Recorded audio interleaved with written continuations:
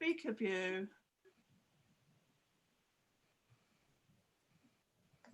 And I hand over to Melanie, who is going to give a welcome to this event.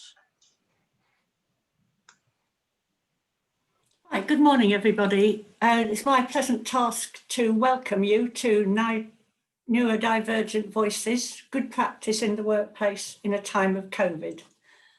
As you probably know, this seminar is brought to you by AchieveAbility in collaboration with the Dyslexia Adult Network, or DAN. DAN has been meeting now since about 2013, and we work on issues to do with neurodivergent adults, mainly excluding education, so it's workplace benefits. And I am Melanie Jameson, co-chair of DAN. Dr. Hewlett, who you will know, the founder of AA, that sounds like Alcoholics Anonymous, so I think I'll call it AchieveAbility, sits on our steering committee. So AchieveAbility and DAN work very closely together. And I think a prime example of this was the Westminster AchieveAbility Commission on Recruitment and Retention, which began its work in 2016.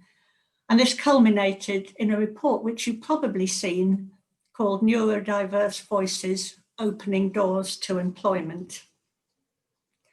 AchieveAbility always stresses the importance of collaborating and engaging with others. And we see this very much in the e-journal that they produced in April, Neurodivergent Voices, Good Practice in the Workplace, with its themes of policy, good practice, inclusivity. And so do remember that the e-journal and the report are on AchieveAbility's website, well worth having a look at. So continuing with this model of collaborative working is what this seminar is all about today. And I've noted that several of the speakers gave evidence at the Westminster Commission and all the members of our DAN steering committee.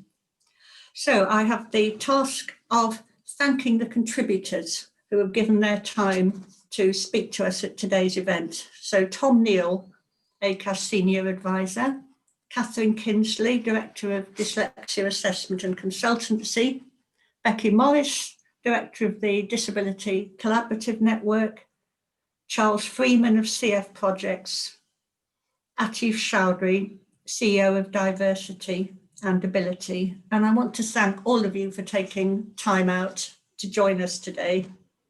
So I will pipe down and hand over to Dr. Hewlett and Dr. Cooper. Thank you. Thank you very much, Melanie, and thank you very much for collaborating with us on this event. It's really important in these times that we have this collective voice as a consortium of people who support all neurodivergent other people to be able to navigate life in this world. This is our second research seminar. Our first was in 2019, and we're so pleased to have this second research seminar on this virtual platform. It has been a learning experience for all of us, and we learn together. The purpose of this event is very much about sharing our thoughts, our ideas, and our practice in the workplace in this time of COVID. As we race towards 2021, this is a time of reflection, I think, for us, and a time to share our practice. And this event is very much about looking at opportunities, but also the challenges. And many of the speakers today, and it is a pre-recorded talks to ensure that we get those talks to you clearly, we'll be talking about the need for flexibility in the workplace, not only amongst managers, but amongst our colleagues and our leaders, and how we can strengthen our work-life balance in this time of COVID for the well-being of ourselves and the well-being of others. What I find so interesting about our pre-recorded talks and what our speakers are saying is that underpinning all that we do is this concept of emotional intelligence, the ability to self-regulate our emotions, but also to be empathetic of others. And I do believe sincerely that that is key to a positive future for all of us, not only our neurodivergent colleagues, but our neurotypical colleagues as well. So this event will start, we will next have Dr. Ross Cooper talking about our collective neurodivergent voice and the importance of that. But following that, as Melanie has said, we've got Tom Neal and Catherine Kindersley with their pre-recorded talks, and they very much will be looking at organisations and how individuals can work with organisations to share inclusive practice. Following that, we have our breakout rooms, and I'd very much like people to think about this issue to talk in the breakout rooms, and it's something that Tom Neal flags up in his talk, and it is how we can relook at better flexible workplaces to ensure our individual needs and to ensure a trustworthy space for all. And I think that's key, a trustworthy space for all. So that gives you an idea of the running order. Following the breakout room, we will have Becky Morris and Diversity and Ability talking about the tools for that practice. So I'm now going to hand over, it's great pleasure to hand over to Dr. Ross Cooper to talk about that collective voice. Wonderful. Thank you very much, Catherine. I'm absolutely delighted to be here and welcome you all. One of the core principles that AchieveAbility has adopted from the disability movement is nothing about us without us. And I think we're all pretty aware that until we started speaking for ourselves, we were generally treated as if we were broken in some way. And I'm very pleased to see we've got a lovely neurodiverse group of speakers. But of course, neurodiverse doesn't mean neurodivergent. So a quick word about language. I think visual thinkers are often very aware of the difference between the map and the territory, because for us, language is a map pointing in the direction we're trying to get to in terms of what is meaningful. And so as a consequence of that, our language is often full of lovely, colourful imagery, but it can often lack precision, because a map just needs to point in the right direction. It doesn't have to be exactly right, like tube maps, for example, are great examples of working, but being wholly inaccurate. Well, not wholly, but slightly. But those people who think in words often don't distinguish between words as a map and meaning as the territory. For them, they're the same. So it becomes incredibly important. We owe it to our verbal thinkers out there to be more precise with our language.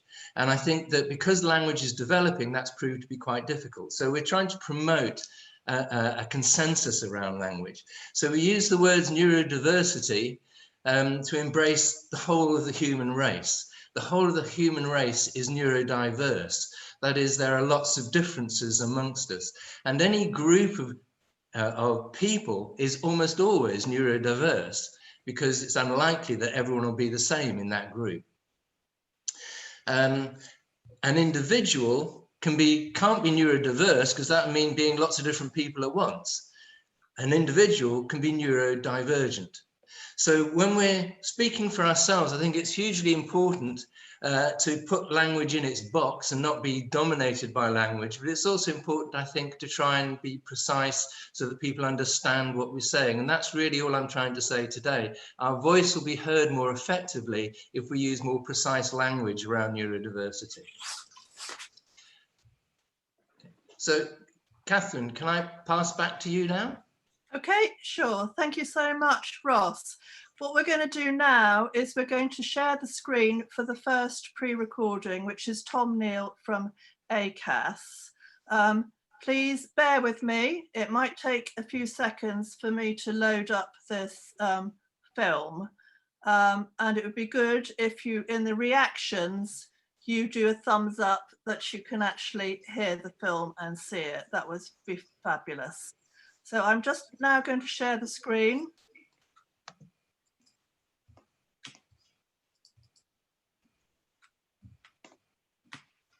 Okay, thumbs up, can you see? Great, Paul, thank you so much. Nice to see you. I am now going to play. And if you have problems, it's slightly muffled at times, go to closed captions and you'll be able to see what is being written. Okay, closed captions is on your toolbar at the bottom of your Zoom. Hello everyone, thanks for having me during these still rather strange times. I suppose it's useful to quickly explain what ACAS is. We're best known for trying to resolve employment disputes between employer and employees, be it as an individual dispute or where it's of a collective nature. However, on top of these statutory duties, we do have a variety of services that are focused on trying to improve employment relations and improving working life and workplaces through training, advice and guidance. While everyone has been affected by the coronavirus pandemic, research suggests that disabled workers have been disproportionately affected, both in terms of the impact on their health and well-being, and also on their chances of staying in employment. Looking more closely at neurodiversity, recent research from the Institute of Leadership and Management certainly suggests that we still need to explain and highlight the benefits of truly inclusive workplaces. They found that 50% of people would not employ someone from one of the neural minorities, despite it likely often amounting to a disability. Their research also found that very few workplace policies and procedures include any reference to neurodiversity.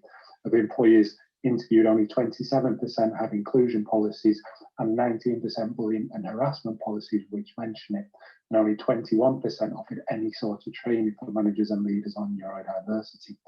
This does rather highlight that we still need to do more to raise awareness and dispel misunderstanding and stigma that persists, and also help employers and managers become more confident and better able to support a neurodiverse workforce. A key tenet of any successful neurodiverse workforce is flexibility.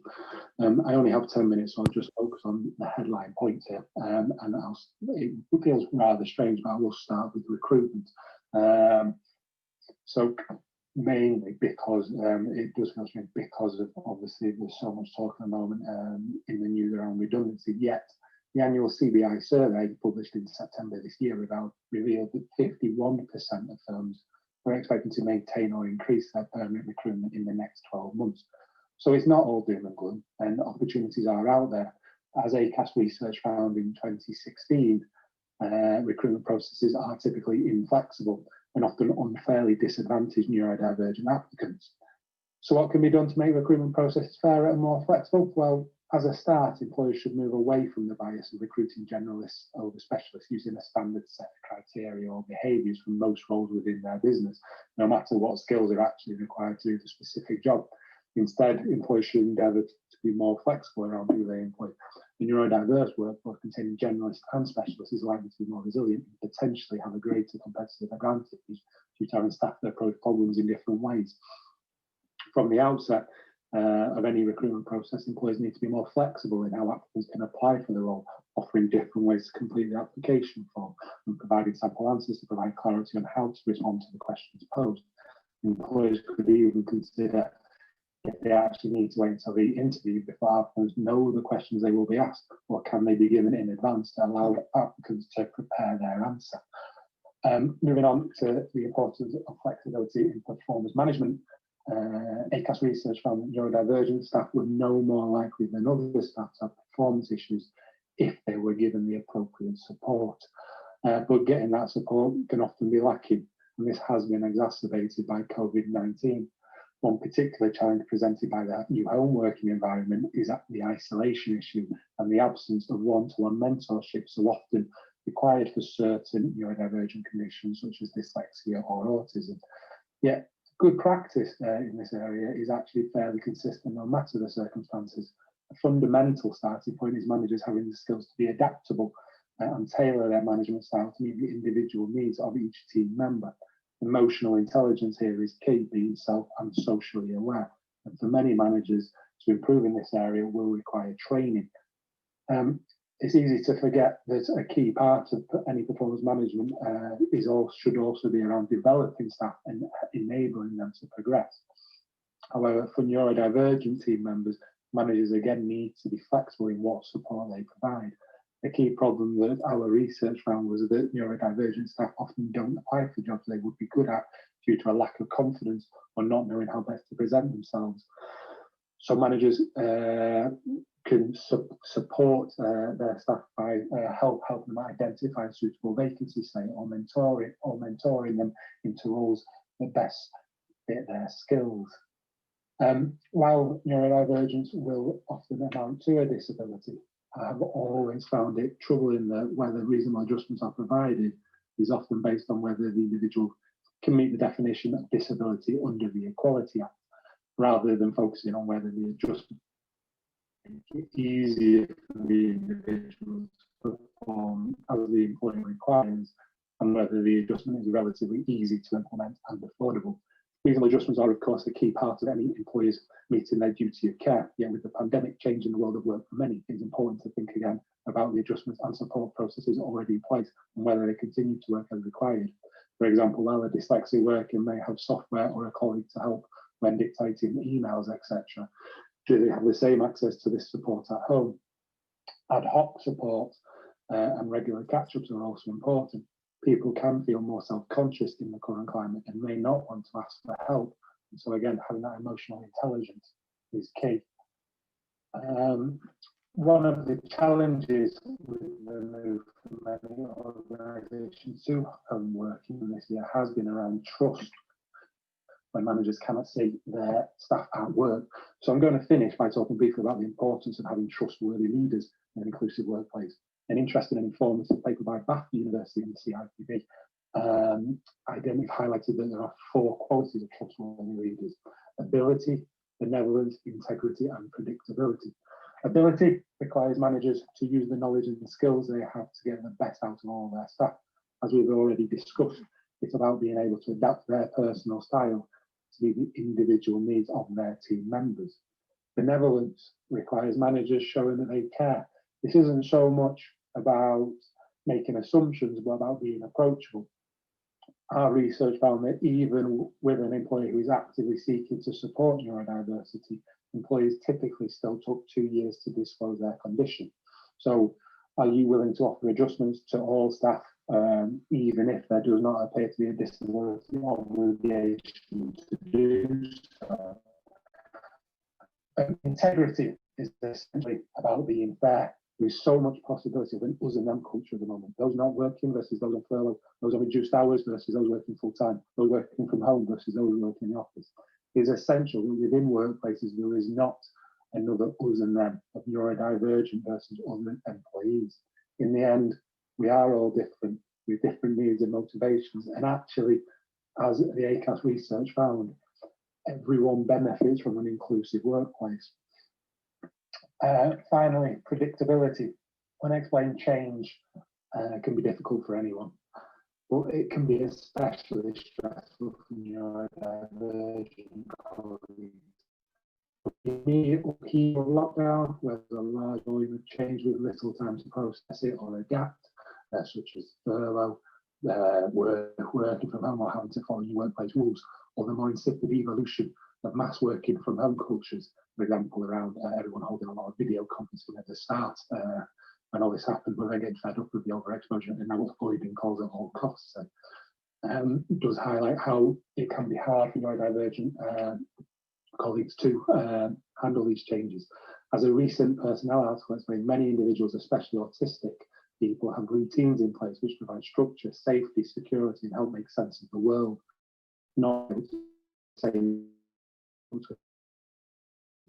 or restrictions are in place can have a significant impact on someone's ability to work, their general well-being, and their mental health. So can managers therefore take steps to mitigate the impact of these changes as much as possible and look towards create a more dependable new normal for their team members? Hopefully, in regards to coronavirus, we are beginning to see the light at the end of the tunnel. So what will be interesting is what happens next. At ACAS, we are keen to support and encourage employees to build back better.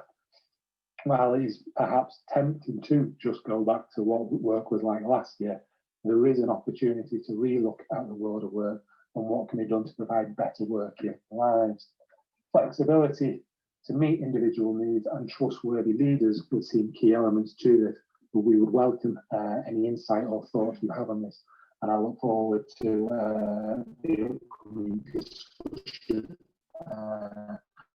If you will have, or please do email me if you have anything you want to share. Thanks for the time.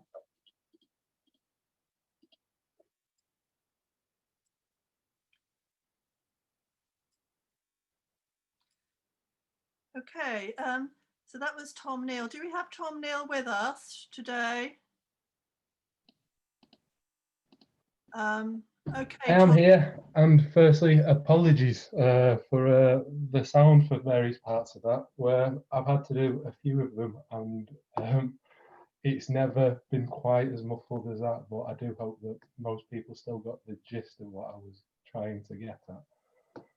I think they did, Tom. Would you like to, and we've got a thumbs up going on all over the place. Tom, do you want to just say one final statement before we go on to the recording as a live talking head? I'll do my best, yeah. I suppose just to try to sort of reiterate that last point, in the most organisations are already neurodiverse, as Ross was alluding to at the start, and so therefore whether or not they are aware of it, or actively supporting it or not, they will have basically staff who are neurodivergent and staff who are neurotypical. And so as we do seek to return to a new normal, I'm really, really interested in what changes to the workplace and employment basically the delegates here would like to see. I think we're going to talk about that in the breakout room, Yeah. Tom. We did pick up on what you said in your talk, and that will be a topic in the breakout room. Yeah. So thank you so much, Tom. We're going to move on to Catherine Kindersley. I'm actually going to stop my camera, and could others please stop their camera, because otherwise the internet gets a bit unstable. I'm now going to share the screen. And bear with me again, because this might take a bit of time to load up. Oh, it's working. So we now have Catherine Kindersley talking about assessment in the workplace and reasonable adjustments.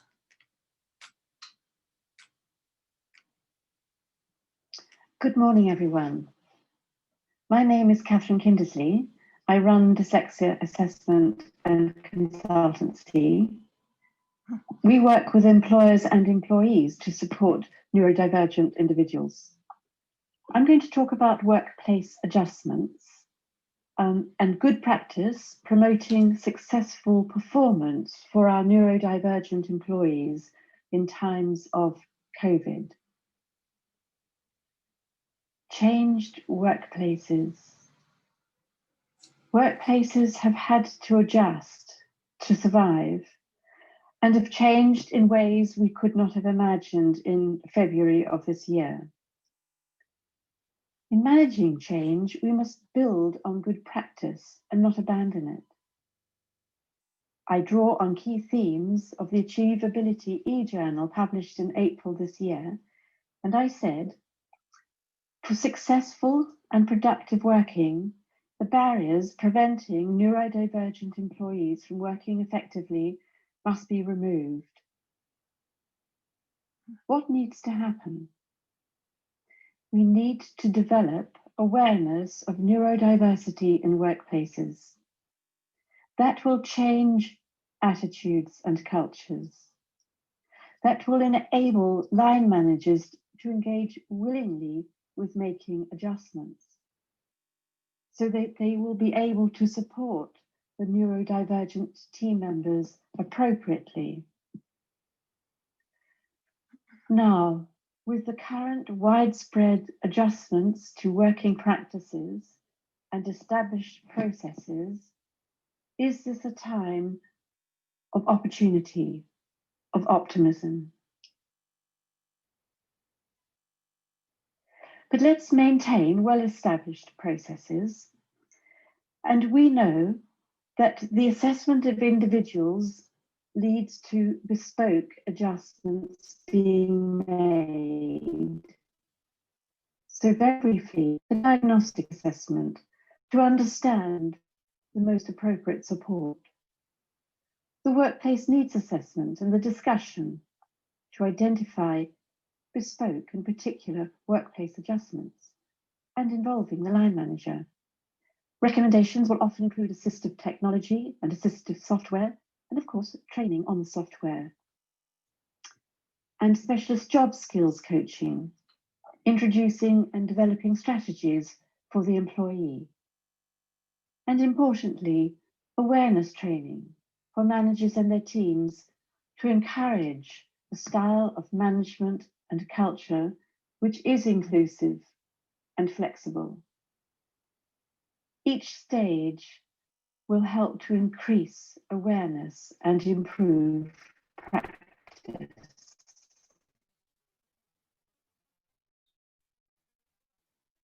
Homeworking. This must be the biggest change, and for many, creating the most challenge. And if we're to know how to meet these new challenges, we must know what they are. So here, I've listed what we are hearing are the real challenges facing those working from home. The loss of structure to the working day. Suddenly the day has become endless and unstructured.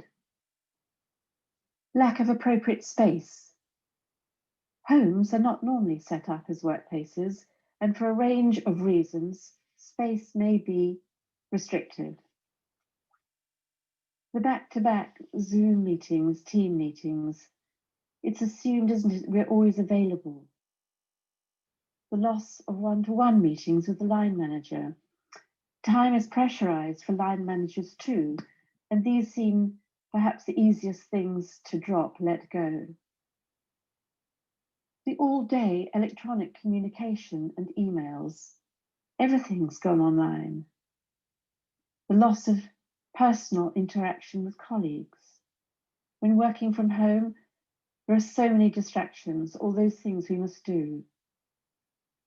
And it's difficult too for new employees and new managers when everything is on video, all leading to high anxiety levels. So adjustments that managers can make. And I've divided these into two very broad areas. And the first one is good communication. So important for our neurodivergent employees. Good communication to enhance focus.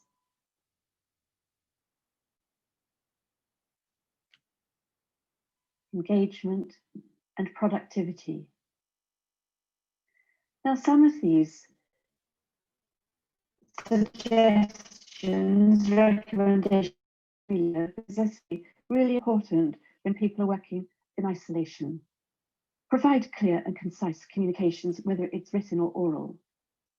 Email agendas and handouts in good time so the information can be processed. Ensure day-to-day tasks and targets are clear and achievable. Encourage to-do lists, and in that way, help with structure, priorities, sifting emails. We know email just pours down into our inbox. Communicate regularly so the team feels included and engaged, and keep staff informed of changes, of updates across the business. And the second main area is for managers to respond to need and be flexible. Yes, managers we know are also under pressure, but don't lose the one-to-ones. For our neurodivergent employees, these are really important. Ask direct questions. Find out what is or is not working. Create a safe space to open up. Crucial to keep up morale. And one adjustment might be to organise time with colleagues informally. It could be just a 10-minute daily informal chat, and we know that is happening in some organisations successfully. Point people to support mechanisms within the organisation. So for employees, create a designated work zone at home. We know this can be difficult. People might be working in shared houses or working from a small bedroom, but it's still important to divide the workspace from other activities, perhaps even with a curtain. Have meetings, if you can, in different places. Meetings in one room, then breaks and lunches in another. So move for different tasks. Schedule breaks away from the workspace to maintain the perspective and reduce stress. You know, away from all those platforms now, Zoom, Skype, Teams, Google Meet, WhatsApp, Messenger, Slack, all day long. It just becomes overwhelming and we need gaps in between. We know now of employees creating mind maps by hand just to create a break from looking on screen.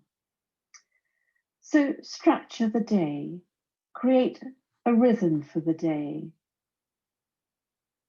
It might be that normally people on their commute to work consider the day ahead. Do the same, take a coffee, go outside, go for a walk, and consider the day ahead. So create the same rhythms at home as were at work. And I think now employees can shape how they work. There's much more opportunity to do that. So do consider this and talk to line managers and make maximum use of those one-to-ones. Prepare for them, ask questions, gain clarity, and sort out the priorities. Meetings online, too many, and they need managing. We need to have breaks between them. Ground rules need to be set. Call on one participant at a time to speak. Processing speed. You know, we can't pause speech in the same way that we can pause and review and look back over reading material. But it can be difficult to absorb information at speed. So ask people to speak clearly and slowly. Of course, meetings can be recorded, and where possible, allow this. New staff can feel really very isolated. There are no normal induction meetings, no normal team meetings, no meeting the admin staff, the facilities staff. And so they're very different relationships, and these need to be considered.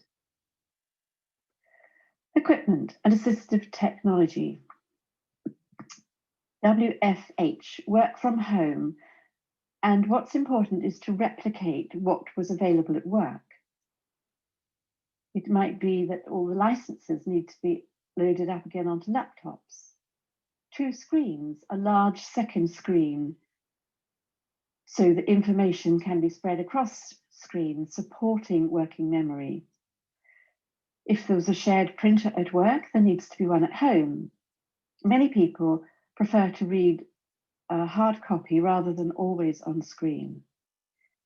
There are opportunities for additional software, especially dictation software. It's easier to use at home, and that might be something which is also supplied. Equipment, for example, the office chair, not the kitchen stool, so work can be productive. And there is a wide range of assistive technology apps and videos on YouTube, which people might be able to make more use of now. But it's really important to respond to what is needed and to be flexible. Monitor mental health and well-being. Working from home over a long time is isolating. It increases anxieties and stress. And we know a common compensatory strategy for our neurodivergent employee is to work very long hours. And now it's not necessarily noticed by the line manager. We know people who've learned to stop their emails at 5:15, but they carry on in order to manage everything that seems to be needed. Difficult, isn't it, to form connections remotely? And we also know that people who've never met colleagues face to face never work as openly with the existing staff because they only know them on video. And over months, long-term colleagues feel out of touch or lose touch. What to do? Encourage employees to take regular breaks, exercise, etc. Help them create a structure for the day, for the working day. Develop a workplace buddy scheme for support and advice if there isn't already such a scheme, and make people aware of it. As well as formal meetings, link the team together for informal outside work chats, socially, to keep employees feeling connected. There are many ways to doing this. It might be to have a coffee break at the same time so people can get together and chat informally. It might be an end of day, Friday, talking about the weekend, plans for the weekend, what people are going to do, activities, films, walking, online Pilates classes, whatever it is. We also know of an organisation who gave everybody an extra day off in October, but they had to share what their plans were for the day. Then they went and did it. And they also had to share what they did and how they found it. And that went from senior managers down to the new recruit. And I understand it was a really successful experiment. And provide mental health counselling online, and again, make people aware of this and how to access it. Impact of COVID. The pandemic, I think, has accelerated a transition, sort of crunching 5 to 10 years of change into a few months. And have traditional boundaries of work and working methods now changed forever? It seems that hybrid working and flexi-time working will be the new normal. Some people will need to come back into physical offices for various reasons. And when we return to work, our workplaces may also be very different. And that too will need careful planning for that transition. People who've been furloughed for a long time, how will they catch up? How will they help to structure their activity? And everybody will be working in a very different place again. And it may be, it's a staged return to work. It needs considering. Whole businesses, employers, and everybody will have to adapt. Will this create a new culture, a new flexibility? Can we embrace this time with its potential for change? To support neurodiversity and neurodivergent employees more effectively in the workplace? Awareness and organizational manager and organizational flexibility are really important. Thank you very much.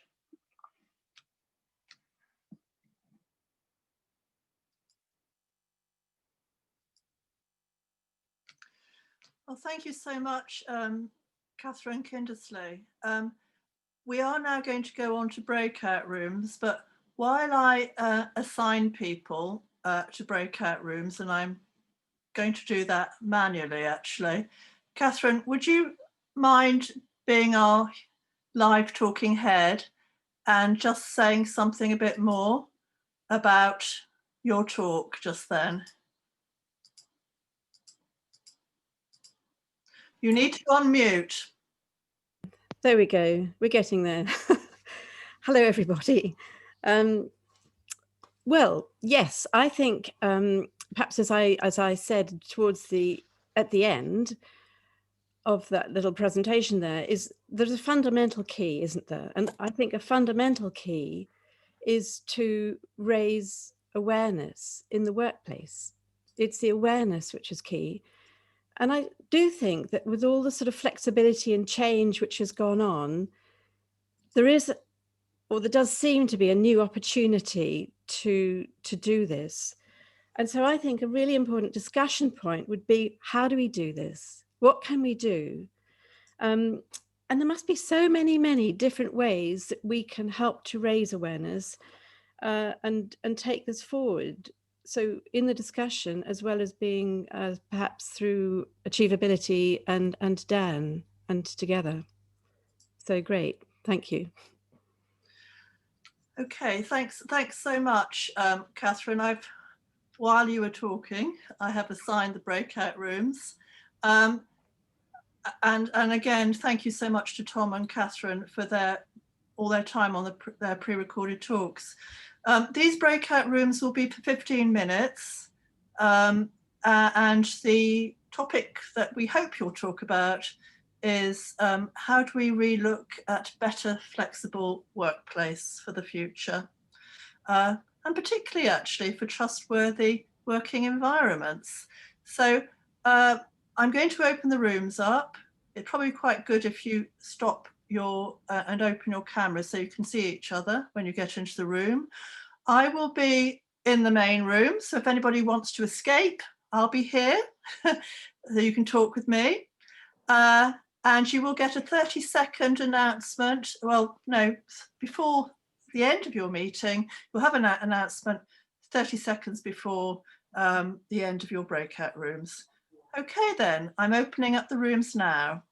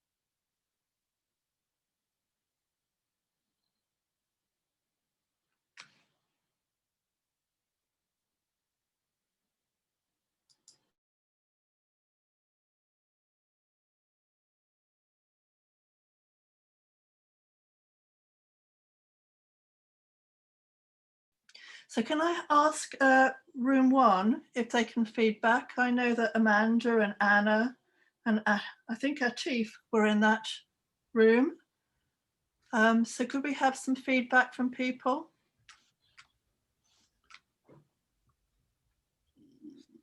I can give feedback if you want me to. I can start and everybody can chip in if possible, please. What we said was that what we've learned is flexible working has happened and it's been a major flip. And what we've got to be careful of is that we don't go back to the way we were, because that's the way we were, and try to learn from what we've gained and opening up opportunities for neurodivergent people to gain employment. I think Atif made the point, which is, and Atif chip in please, is that this is a well-being issue for lots of people, that fear of disclosure is driving leavism, and so often people will be working harder than ever before, like Catherine was saying, and it's a well-being issue. So we've got to be aware of the impact of actually speaking out at the moment because of fear of losing your job. This is a real issue. So I think that we've got to think about job protection, and fear of losing a job might lead to not disclosing. And I think Anna said around having safe spaces to divulge is going to be important. So people feel safe. They may not feel safe talking to their line manager or HR. Where can they feel space to talk about these things? So that's going to be really important. And how do we learn from what has worked? So the flexible approach, so we don't go back to the way we were, and we really think about new ways of working effectively. And that might be changing and throwing up in a way some of the recruitment processes, if that's possible. That's fabulous, Amanda. Does anybody else want to chip in from room one with Amanda's summary, or do you feel that's awesome? I can illustrate a little bit more as an example, I suppose. One of the challenges that people have about, and it conveys all the way through about safety and belonging in the workplace, is that if you are masking a lot, if you don't feel the sense of protection or social identity to hidden differences, because the people who are getting to talk about it don't look like you or feel more protected than you, then you will continue hiding. The challenge with that hiding is it plays an emotional toll. And when we look at how many people are being furloughed and where they're being furloughed, there could be a psychological impact of certain people being furloughed and personalizing it, because they just feel like, hang on, why am I being furloughed and not them? And they might be perfectly innocent and absolutely nothing to do with the neurodivergency or diversity, but it is there because so often people are getting to find out or disclosing because there is a job protection, there's a performance issue. It's not because it's a celebration issue. And until we change that, we're going to have to recognize that we are looking at mental health and job protection and not really a conversation about neurodiversity at all. Really good point, Atif. Does anybody else want to chip in there on room one, or shall I move on to room two? Okay then, room two, can I ask either Becky or Sherry or anybody to feedback from room two?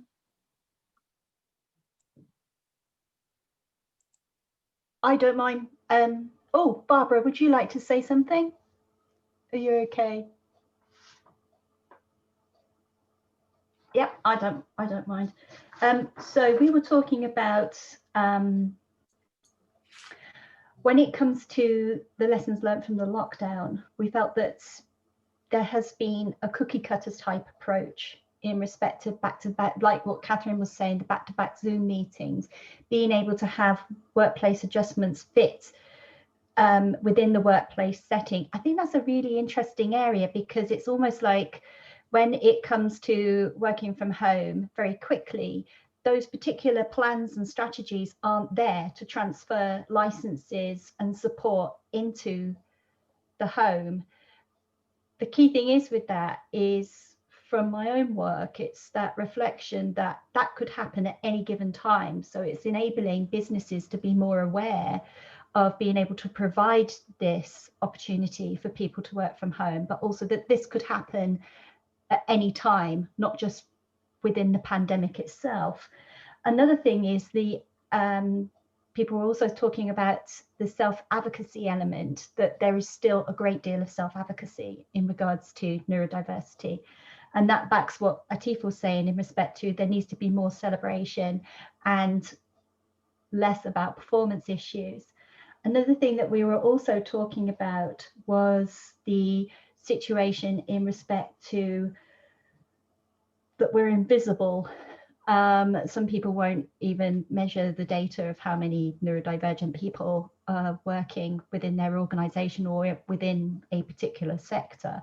So it's about enabling those constructive conversations to happen that will create more confidence, not only for the employer, but also for the employee in respect to neurodiversity, but also in terms of other hidden disabilities as well, if you identify as disabled. Thank you very much, Becky. Anybody else want to add to Becky's points about the issues over business and self-advocacy? I just think the way the way work is moving, it's becoming more insecure, and I'm really worried that that is going to impact people's ability to advocate for themselves and to expose themselves, because jobs are on the line. Okay.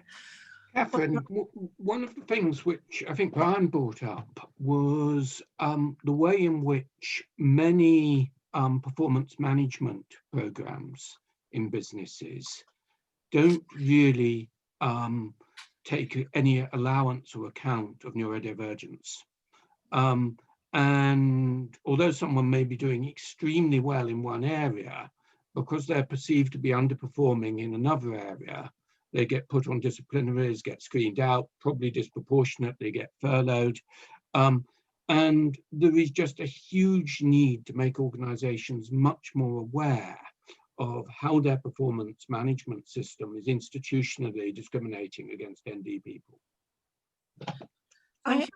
Sorry, Yes, carry on, I was Catherine. going to say, Charles, I completely agree. And on the whole, it's because managers don't know what to do.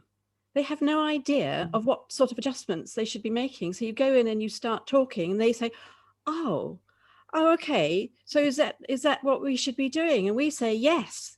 So I think partly it comes back, doesn't it, to that whole idea of how do we get more awareness and knowledge into those workplaces? I mean, it just... Yeah. Yeah. Absolutely. I would add, sorry. I think the point about invisibility is huge. When you do, I haven't done a recruitment questionnaire recently, but in terms of ethnicity, you'll be faced with perhaps 10, 15 boxes. With gender, you would be faced with 3 or 4 boxes quite often. With disability, you're only faced with 1 box. Are you disabled or not? Which doesn't actually reflect the needs of lots of people with sensory impairments, let alone neurodivergence. Employers need to do much more in tracking the number of people with disabilities, with neurodivergence in their organization. Arts Council did a survey making a shift a few years ago, which said only 4% of their labour force had a disability. We know that over 20% of the creative industries labour force are neurodivergent. It totally got mixed. The same was true of the Creative Scotland report. We've got to do better at tracking and making neurodivergence visible. Thank you, Charles. Really, really good points about visibility of neurodivergent people and the need to track, and the fact that it's become much more insecure in the workplace now. And those issues about furlong and people feeling, why me? Really good points. Can we move on to room 3? And in room 3, we had Deborah Kelly and Daniela, and anybody else who might want to feed back. Right, we spent a lot of time getting to know each other, I'm afraid, Catherine. So we didn't answer the question very well, but we have created some nice new networks, because there was a lot. I'm sure that that room wasn't put together by accident, because there was a lot of shared working experience and practice.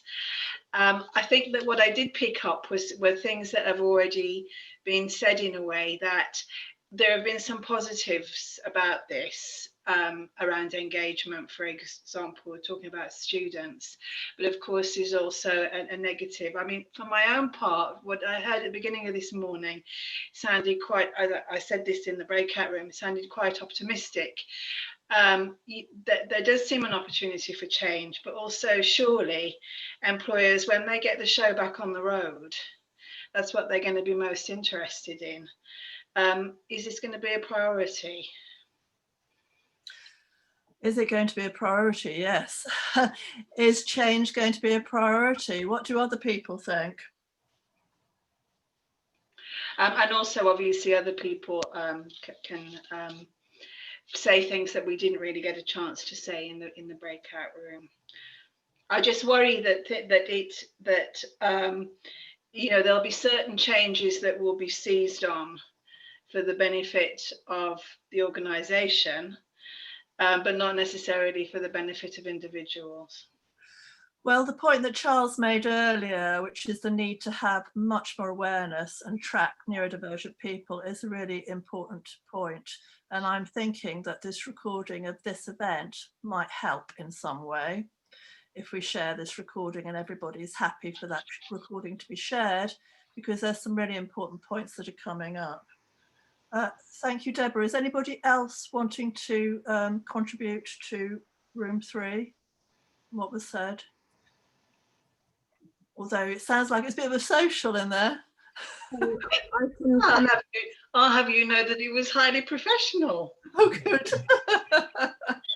I couldn't work out how to unmute though in that session, so we have another device. But I just wanted to say, because I've just realised there's loads of people that have helped me for the last few months on this call today, and I've now got to the point that my organisation really does want to take this stuff on board. So possibly COVID has sort of made everybody more receptive. So we're now in a place where we need the sort of guidance and expertise, the stuff like the workplace passports, things like that, to make it effective, because they're changing recruitment.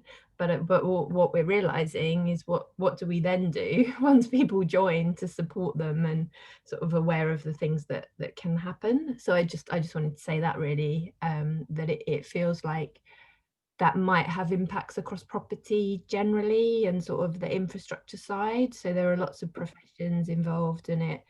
If it does tip over and change, then it could be quite a big deal. But it needs lots of support to do that. Yeah, and this is what Tom was talking about, emotional intelligence. And there might be an education issue here. Jennifer. Atif, did you want to say something?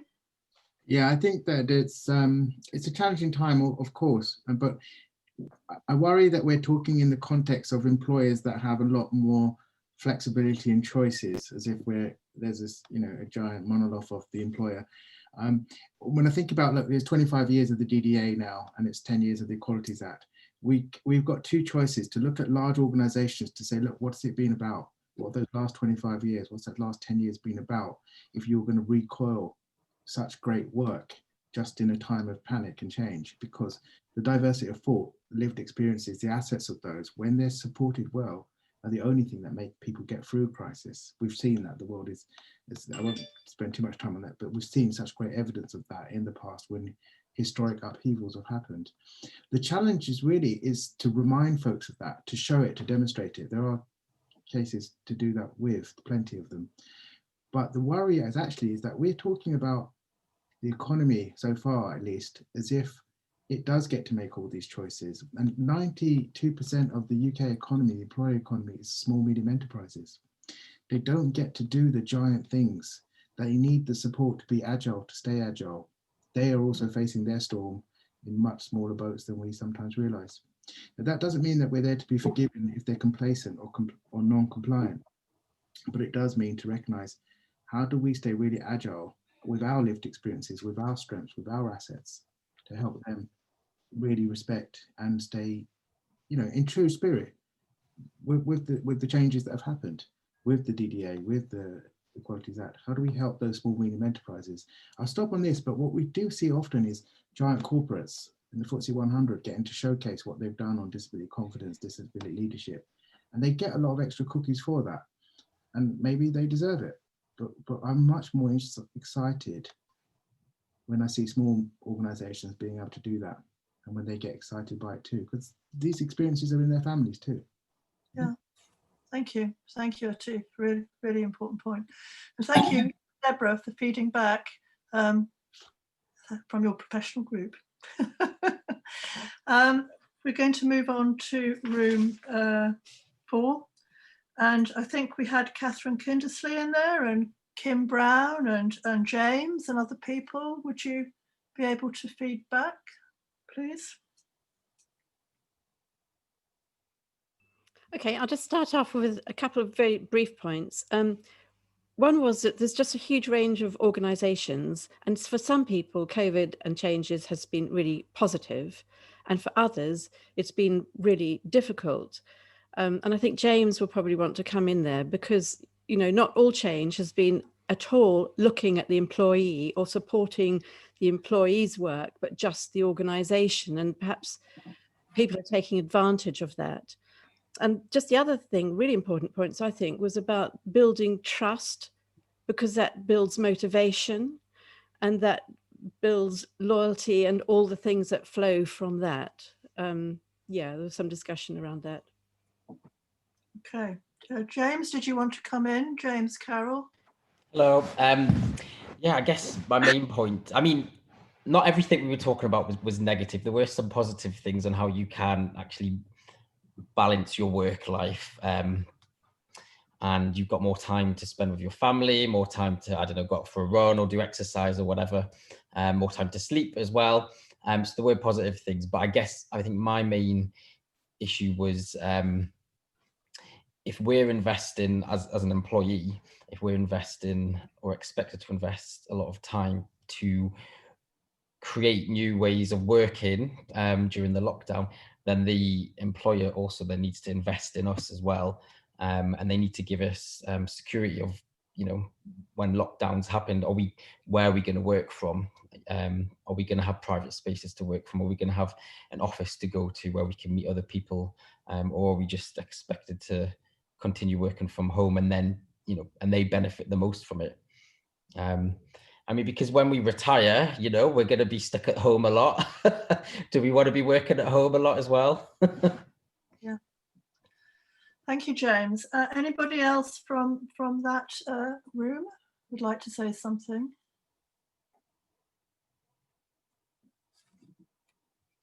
Okay, then. Room 5. I think Melanie Jameson was in there, Melanie Thorley, Paul Atkins, and other people. Would you be able to feedback? It was a sort of mass of Melanies, but I think Melanie Thorley seemed to be more on top of things. So are you able to get the ball rolling? Yeah, thank you, Melanie, who's more grown up than this Melanie. We covered various aspects, and for me personally, the dichotomy is not between disabled and neurodivergent folk and non-ones. It's more to do with personality and extroverts and introverts. So I am an extrovert, for those that don't know me, and working from home is a horror because I'm married to an introvert who's quite happy sitting in the kitchen on his own and gets grumpy when people phone him. One good thing, there's lots of good things, maybe because I'm coming more from a disability practitioner point of view, but I'm a disabled person, we have proved to our managers and everybody else that actually we don't have to go to the office 5 days a week to do a good job. And actually some of us are more productive not going to work. But as we discussed, it is very dependent on your home situation. As you can see, I've got my own office. I don't even share this with my husband. He's got a kitchen table. I've got a study. But our colleagues and some people here, unruly spouses, unruly children, homeschooling, caring for elderly people. I use the example of 2 of my colleagues who they actually live together and they're in my team, and they've got a 17-year-old daughter doing A-levels. They all have to work at the dining room table, and it's only a dining room table for 6, so it's not huge. Plus they've only got 2 laptops between the 3 of them. So it's very dependent on your environment. I can function at home, but it's not the same. And Paul raised the thing about, you know, Teams is better than just audio calls because you do have that engagement. But actually, in a room of people, you can generally tell from, you know, body language, which neurodivergent people is like one of your super skills, is, you know, picking up on language. You can see if somebody's like bursting with excitement or bristling with anger. You can't really do that in this sort of environment. So we came to the conclusion, same as our previous colleagues, a lot of good stuff has come out of this. And one of the things I'm really glad about, I work in a university, and our we don't call it declaring or disclosing on my project, we call sharing your disability or neurodiversity. Before COVID, I think the staff one was like 6%. Well, if it's 6%, I know every single one of those people, because people can tell me, but they won't tell their line managers and they won't tell HR. It's sad that some of them have almost been forced to share what's going on with them because, you know, they need the technology and stuff like that. But I think, well, no, it's not. I think I know that more staff have shared, and also more students have said, oh, actually, you know, it wasn't an issue while I was at university, but now I'm working from home. So I think from our, I'm very sorry, I'm tired. I was working till 8 o'clock last night on other stuff. It's from what we could see, it was actually mostly a positive. How you can say COVID was positive. Our working from home stuff, but for me, one of my main things is well-being, like physically and psychologically. And something that has been a strand this morning is not having people checking in and, you know, making sure. And don't know, I have really awful clinical depression and I take medication for it. In the first COVID lockdown, I did not have one welfare check from, obviously I've got colleagues and people I work with, but nobody from HR, none of my senior managers checked in to say, you know, how's your mental health anyway? And the fact that you're an extrovert, you're not, you know, stuck in a study. So the buy-in from managers is great. And maybe more organisations can get, you know, like a buddy system, or I don't like the mentoring system because the dynamics are different. You've got mentor and a mentee and it's not really equal. But if we get buddy schemes, I think is possibly our biggest tip, maybe, from our discussion. Thank you, Melanie. Thank you so much. We've got Marcia who wants to add to that, and then we do need to get on to the final room. Okay, thank you, Catherine. Hello, everybody. I was in that group with the Melanies. There was quite a few Melanies in that group. And I just wanted to share that one of the things that I talked about was about self-advocacy. I'm working from home and I find the whole software, if you're changing laptops, you know, the level agreements, the licenses, it's exhausting trying to have those conversations with IT. The first time round in the first lockdown, I had to get HR involved via my manager because my manager left me to do it, which was fine initially, but the strings of emails was going nowhere. So that self-advocacy through this process is being really consistently just keep going. Hello, do you remember me? I'm just trying to find out because I can't get my dragon. How do I transfer? What? It's been ongoing. So I think self-advocacy's been there, and sometimes it's been good, but on a lot of levels it has been very draining. And I just wanted to share that, so that there's been a lot of that having to happen, especially around the IT side of things. And I think, I don't know if anyone's had that experience, but that's been a really key feature for me. I still haven't got my dragon, even though I've emailed, and I think I'm going to have to take it to another level and go sort of head of directors that had it was before, and include my manager, who is just kind of supporting but not. So it's very interesting, and I am, you know, being assertive, but it's hard going. In regards to Zoom, I found again in the lockdown, and I think other people experience this, I found it quite lethargic, and I've learned to do more movement breaks. And I think it was suggested through some of the talks about moving around and changing your environment. So that's been really beneficial to me. So I just thought I'd share that, but it's more about the self-efficacy. And I know that Atif earlier was talking from DNA some points about people who look like you and having that identity, those connections. All those things resonate with me as well. Thank you very much, Marcia. So that's it. Yeah, thank you. Thank you.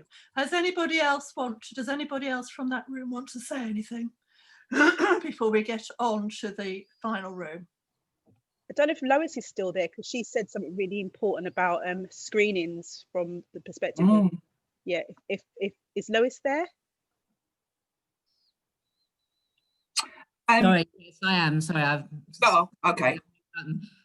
Yes, I was just saying that I do the adult screenings for the Waltham Forest Dyslexia Association, and since lockdown, I've done more than 90. Whereas before that, I think when we were talking, I said 1 a month. I think it was more than that. We probably averaged 2 a month. So it just seems like that one of the things that's happened in lockdown is, well, since COVID, is people have been reflecting on their situation, but it has also been, which came up in the previous talks, about people's work, the challenges in the workplace, whereas they've got on with whatever neurodiverse condition they have, challenge they have. They've, in lockdown, they found it much more challenging, and that's why they've come for a screening. So that's been very interesting.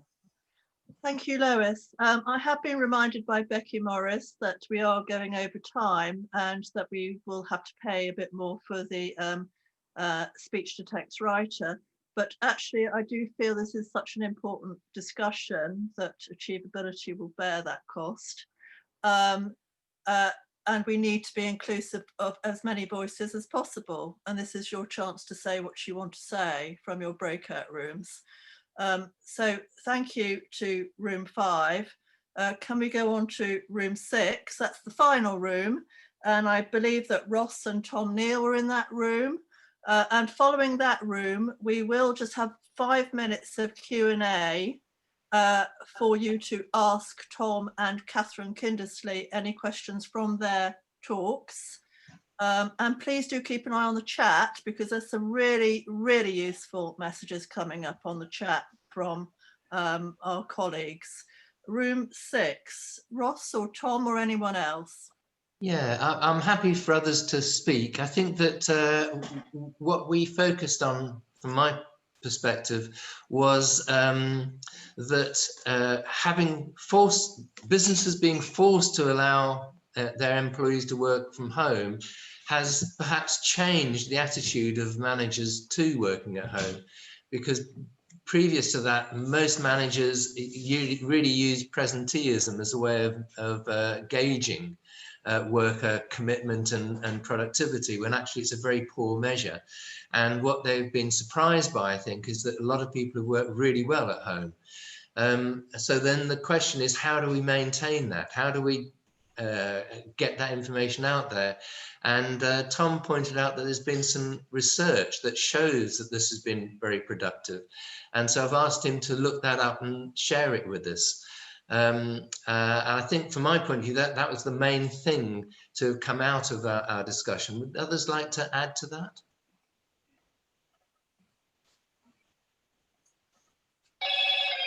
I'll just keep mine short, whereby what I was briefly talking was that basically there's been a tendency in the UK for managers to have a sort of parent-child relationship with staff, and one of the things which basically ultimately the pandemic and basically lots of people working from home has basically necessitated is a more parent-parent relationship, whereby there is more trust in staff to ultimately just get the job done when you can't see them.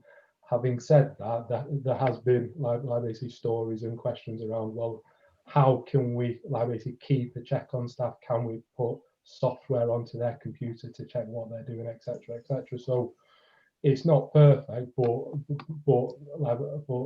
basically that's where basically ACAS would be encouraging basically employees to be going towards a more parent-parent type of relationship between a manager and their team member.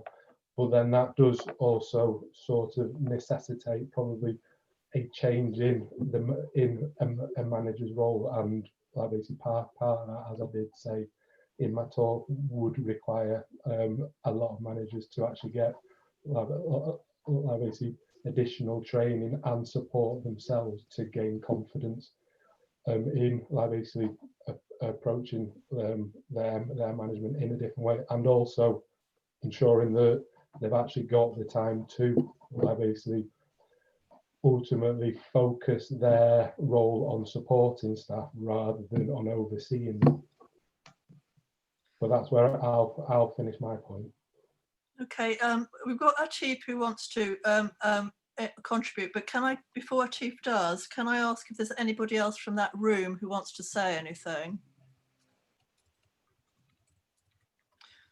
Yeah. I was Quona. Yeah.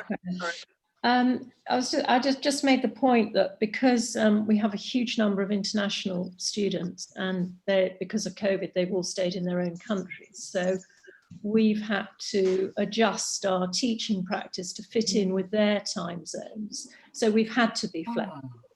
And I think this is going to continue. I think there will be students for whom maybe they pay lesser fee, but they stay in their own countries, and they basically they learn, certainly for the first year, online. I think that something that Catherine said about the loss of structure is really important, and I've only just sort of started to realise that I have lost structure because I'll fit in with the students. So I think it's very important to be aware of that and to establish a structure whenever that is. So I may be working from 7 till 9 at night to accommodate American students or Chinese students or whatever. But I think sort of being clear about your own structure is really important. Thank you, Quona. Thank you. Anybody else from that room wants to contribute? We've got thumbs up there, Quona, to what you have just said. If nobody else wants to contribute from that room, we will go over to Atif.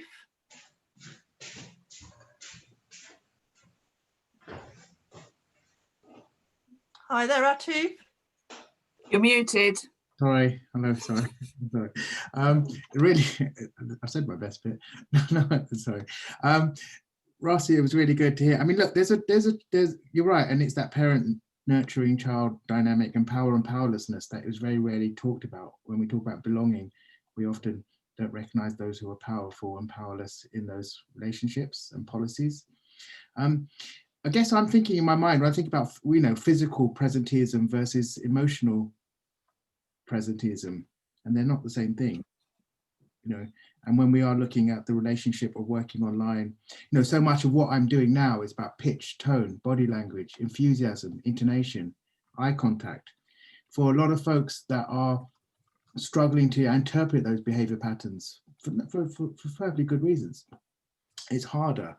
And then when we think about the disengagement, when managers themselves not taking upon the responsibilities or overly worried about their policies, how they are supposed to play an anticipatory role in reaching out to folks, just because it's the right thing to do. So I guess the challenge we've got is that, we know that mental health is costing the UK economy 34 billion a year, just in the workplace. That figure's huge, 34 billion a year. So then I guess the challenge is, how do we look at the social economics of neurodiversity? How do we look at the social economics of loss? And we look at the social economics of those who have choices and those who don't, those who risk themselves, those who don't do self-advocacy because it's not the workplace that is safe to do that in, and who gets to participate.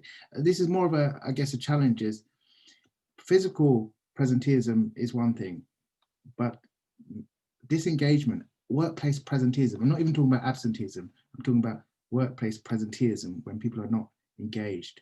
Cost the UK economy billions. It may well be costing us more as a workplace and a workplace culture than as absenteeism is. It's people who are just showing up because they don't want to be there, but they can't afford to lose the job either. Thank you, Atif. Very somber point. Sorry, don't mean to be somber. Yeah. Yeah. I guess I just want to put the socioeconomics into this story and this narrative. So.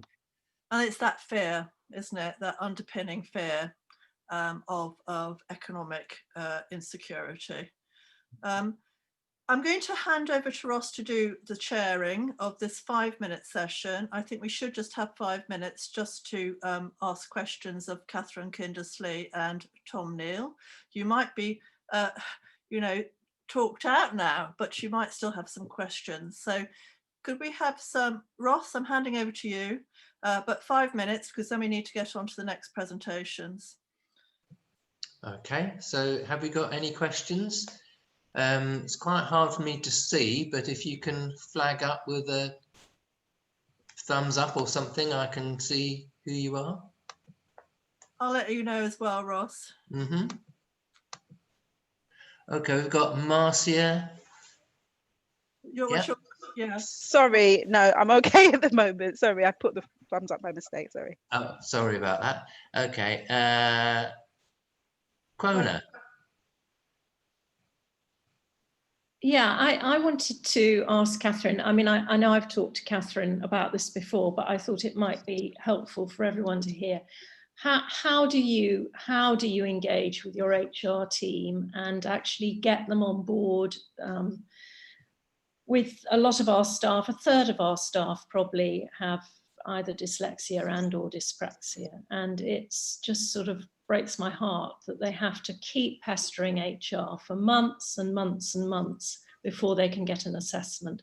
And then even when they've got an assessment, they then have to go back and badger HR for months and months and months to get a workplace needs assessment. And I'd just really like to have some tips and encouragement to keep me fighting for them from Catherine, please.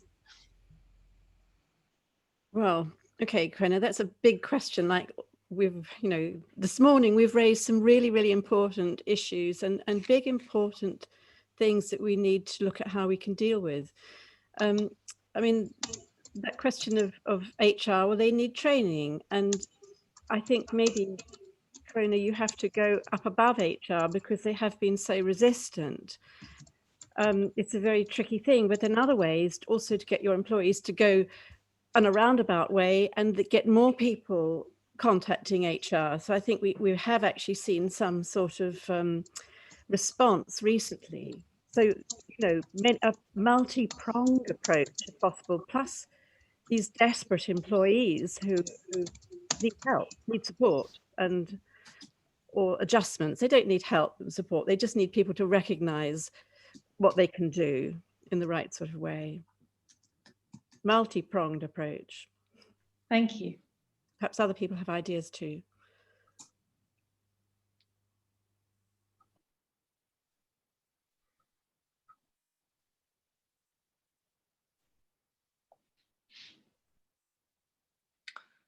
We're not getting any more thumbs up, or we've got some statements in the chat. We've got something from Jennifer Orford. Do you want to say something, Jennifer?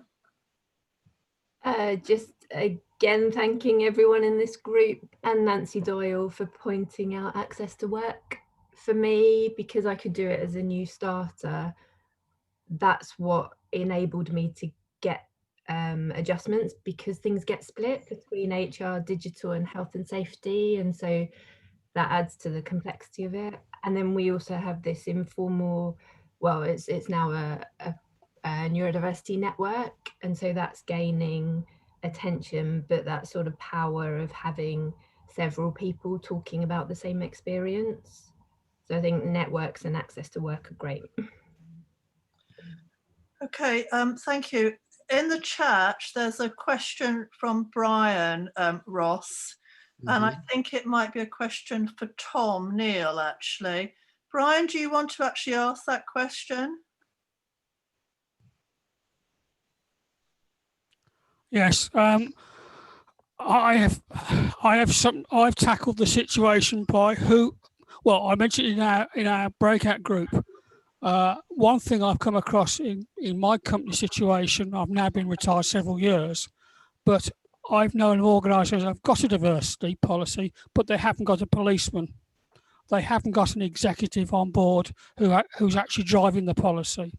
And if you tackle them, that is the way to actually tackle the situation. For example, I'm a member of the IET, Institute of Engineering Technologists, and one of the incoming vice president was Dr. Peter Barnfield of Westminster University now. So it's either a question for Tom or Catherine. Who polices?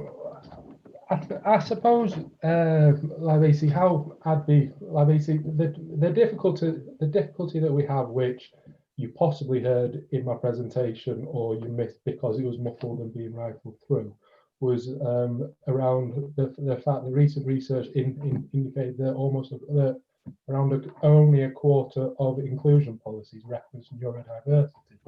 And so it does show that basically what we've already talked about around raising awareness is going to be a key element towards actually basically helping or getting HR managers, etc., to ultimately have clearer processes in place to help people like Marcia just get their dragon system basically at a reasonable rate rather than having to badger. So yeah, to me it does feel whereby, e.g., these last few years, it is definitely being talked about a lot more, but this clearly still is just a lack of awareness out there around how common having a neurodivergence is, and it is about educating basically the whole workforce, be it HR, be it just normal staff, about that to start off with. In the end, to be bringing about this change, basically the research which we did in 2016 again was case study research, and in the end it generally will need a senior leader to be driving that change, to put pressure on HR and other leaders to be ultimately giving resources to doing all that work. But yeah, as I said around the inclusion policies, basically, if that's not talking about neurodiversity, then there's concerns, isn't there? Okay, Catherine, have you got anything to contribute to that? No, I agree. You need senior people engaged to make those sort of changes. Otherwise, people just become, they're knocking their heads against a brick wall on and on and on, which is just wrong and so frustrating. And so I think your point about, it's an amazing statistic to hear that only 25% of inclusion policies reference neurodiversity at all. So it just shows that the job to do is to increase training. It is to involve, by as many ways as possible, senior managers to influence and to, make change. Thank you so much. Thank you so much to our speakers. Thank you so much to all of you. We're now going to move on to the second part of the event, the seminar.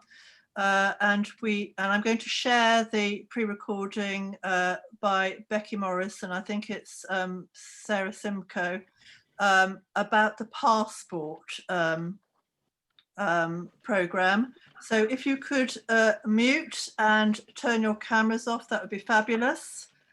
And I will share. Thank you so much. Hello everybody, my name is Becky Morris. I'm the Director of DCN and also Associate Consultant for Embed. a cross-sector consortium for equality and diversity and inclusion for supporting all organisations across all sectors on their inclusion journey. I'm also very happy to be a board member for AchieveAbility. I'm really happy to be joined today by Sarah Simcoe, who is founder of Embed and a globally experienced practitioner of equality and diversity and inclusion. So welcome, Sarah. It's brilliant to see you. And you. Thanks so much for inviting me. What a great opportunity. Oh, thank you.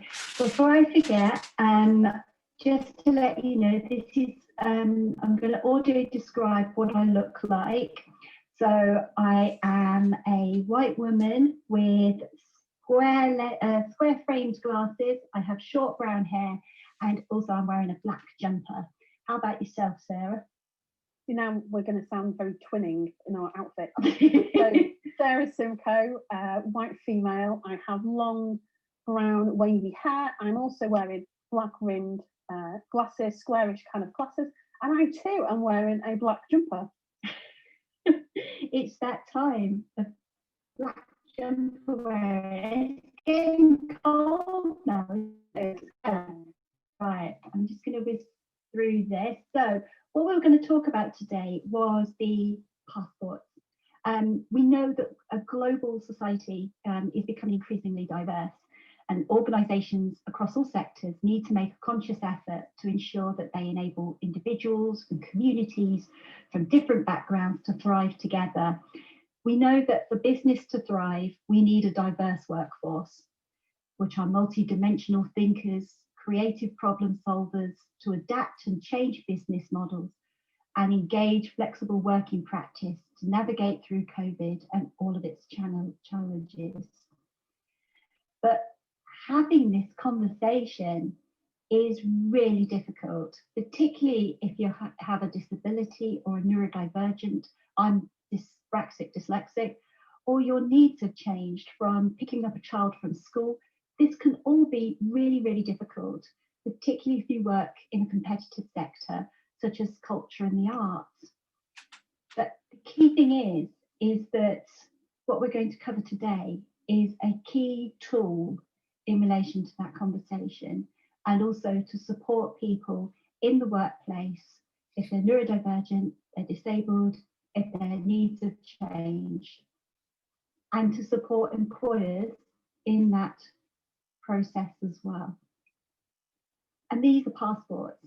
They're a key tool to create and develop and sustain an inclusive workplace to support everyone at all levels. And we know that it's flexible enough to support other sections of our sectors, including freelancers, volunteers and trainees, particularly in regards to health and safety, and also in terms of engaging any particular needs that they would require. But what we're also going to do is talk about where it all began, what are its particular benefits, how do you use it, and what is key to remember from our conversation today.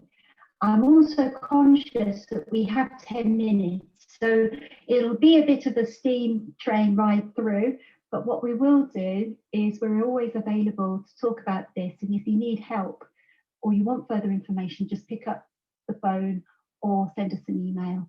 Right, Sarah, are we on our way? We are on our way. Indeed. Right, so I don't know about you, but we know that the passport is relatively quite simple, isn't it, in terms of that conversation? Yeah, absolutely, really simple tool. And I think the simplicity of it means that it's so usable for people, and intentionally so. When it was originally created, intentionally so, to keep it simple. I think it then helps support a far more effective conversation, for sure. It's one of those things as well where the employee, it supports the employer in what they can do to support their staff and their changing needs. So they're not having to react to a situation. They can actually go away and have a think about it. And it's extremely flexible, isn't it? It is, absolutely. I mean, I always describe it as a facilitator. It's a facilitator of a conversation for you and your manager to really understand your adjustment needs. I had one in the days when I was employed by another company. I had a passport, and the simplicity and the ability to use that to facilitate a conversation for me to educate my manager, and then for us to also agree the adjustments that are really going to help me within the workplace.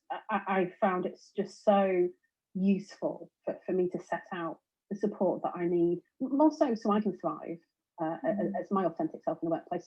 So yeah, really useful. And then it follows me round. You definitely avoid the need of having to repeat that conversation as you change jobs, as you change managers. So really useful. I think for me, one of the things, because wherever I've been 23 years in the heritage sector, and as you know, I do DCN and I work with you, with Embed and the team. And for me, it's like if you see a key piece of that jigsaw puzzle to create more intersectional and inclusive workplaces, you want to sort of say, this is what we need, because often there's a lot of self-advocacy within a creative sector. And the problem is with that advocacy is that you're constantly having to remind people that you may not be able to do things in a certain way. So it almost becomes a little bit kind of, this is what I can't do, but I'm a multi-dimensional strategic thinker. This is what I can do. And that passport can bring that to life as well, can't it? Absolutely, absolutely. It's a brilliant facilitator of that conversation. It's also a really useful educational tool, because I think you're right. I think we do end up sometimes focusing in on the negative stereotype and what people are not able to do, and we forget about all of the glorious and wonderful things we can do. So I think you're absolutely right, Becky. Yeah. Beautiful. And I know that one of the things that some of my colleagues, like Charles, who will be coming to the conference, were talking about, that it's flexible enough so then you could potentially look at using it for freelancers, particularly people within the film industry that only are employed for a couple of weeks, because it gives you that leverage to just understand if there's any particular difficulties, but also in terms of those key strengths and any kind of changes that need to naturally occur. Yeah, I mean, historically, it's for employees. And if you think about, the employer's legal obligation around workplace adjustments. So historically, it's for employees, but the opportunity, to your point, is for us to honour our obligation to support people doing work for us. Yeah, absolutely. Beautiful.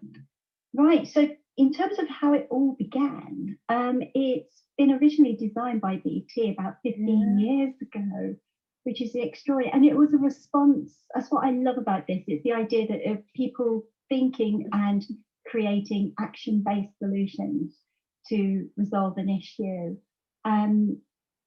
Would you like to talk a little bit more about that, Sarah? Is that okay? Yeah, of course. Yeah, so it was originally created by BT about 15 years ago. And the consultant that actually spearheaded it, we have the pleasure of working with as part of Embed, that's Sally Ward. And when it was spearheaded, it was the most simple tool that they created, a simple set of questions to facilitate a conversation on the back of someone's specific workplace need. And what that allowed them to do was have a very informal feeling conversation with their manager that allowed them to educate their manager on their needs, and then some workplace adjustments were put in as a result. On the back of that one conversation, BT then got to the place where they deployed this as a passport across the organisation. And then, in the 15 years since that happened, the passport has just grown in strength, from strength to strength. It's in public sector, it's in private sector. It's used in many different forms, from simple Word documents to HR systems having the version in there. However an organisation wishes to use it, the same principle is applied, but the take-up of it has just been phenomenal. The fact that it's still around 15 years later, I think is testament to that. Yeah. I know when I found out about it, the first thing I said to myself was, oh my God, the creative industries need this. Absolutely. I think one of the key elements for me is that the passport itself is intersectional inclusive. So it doesn't have to have just a disability or neurodiversity lens. It's intersectional. So if you happen to be have a particular faith and you happen to be dyslexic, it can be sorted. In terms of that whole sort of sector recovery as well, that intersectional inclusion is key with people who are shielding because of COVID. It's got a major play there in terms of developing those processes to support people. Yeah, absolutely. And I think the key thing for me is that we know that 40% of workers in the creative industries are neurodivergent and also are self-employed. So like we say, there's that flexible approach, and also in terms of how it's such a mature tool now, so there's a lot of knowledge and support behind it. But also because people's needs change over time, it's a living record of those adjustments. Now, I have to say, I've not had a passport in my career, and I wish I had, but I know as well that it's a clear, transparent tool in what your employer has agreed to do, which I know is a very key element to neurodivergent people. That was the situation similar to what you've seen of the passports. Absolutely, absolutely. I mean, one of the things that we always find is the argument to not roll out a passport is because there's the worry around confidentiality, there's a worry around how information is going to be used, but in actual fact, it flips the other way, because often people don't have the conversation around their condition or their impairment, however they wish to describe it, whether it's their faith, whether it's flexible caring responsibilities. People find it uncomfortable having those conversations. So in actual fact, what's been so powerful about the passport is it's enabled people to move away from the fear associated with that. And I think that's been one of the big things that's really enabled a greater level of understanding them when it comes to ensuring we're making adjustments for our people. I think that's been one of the big factors in it. And I think whether that's been neurodivergent colleagues, there was a guy I used to work with who had 3 of the 4 Ds, and for sure he found the passport a really useful way for him to be clear on what that meant to him, because each of us also have very different experiences of our conditions and impairments. No 2 experiences are the same, and in that regard, I think it really helps us focus in on the need of the individual. Absolutely. Oh, I couldn't agree with you more. I think in terms of how you use it is that it's completely voluntary, but also it outlines those adjustment needs, and also that it can be building an understanding between you and your line manager, but it also gives your line manager a sense of preparation and extra support, so they don't have to sort of answer straight away. They can actually go away, they can have a further conversation with you, so that authenticity in that conversation doesn't feel in any way a worry as such. You may feel anxious about it, talking about your condition, but there's that room to maneuver that I think you don't get with self-advocacy. It's always reaction like that.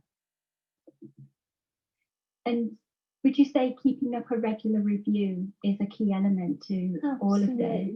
Yeah, absolutely. I mean, each of us, I've got my own conditions, and I've acquired my little bag of conditions through the course of time. So I'm an example of having to come back to the passport and adjust it. Your needs do change over the course of time, whether that's related to disabled people, whether that's related to caring responsibilities, whether that's adjustments around ensuring we can take time to honour our faith. I think making sure we're continually checking in that we're getting everything we need, I think is important. So that regular review cycle, I mean, by regular, I would typically do mine once a year, to be fair. I think that's more than enough for most people. But if somebody's going through a particular illness, as an example, if they're in the circumstances of what that means around COVID is a unfortunately relevant example. On the forever changing. I've got family members where their needs month on month are really changing when they've been affected by COVID. So I think the review frequency is definitely going to be an individual thing as well. That's fantastic, and absolutely with COVID, particularly how people who may not have considered having a disability or any kind of sort of needs per se that actually this is the time that everybody at all levels can complete a passport, just to support the organisation and themselves in those changing needs as well in those processes. Yeah, absolutely. I think in regards to the passport, I think one of the key elements for me is that it proactively supports rather than that reactive support. And it's one of those key elements as well that it actually creates those opportunities to actually make sure it fits well within your organisation and also develop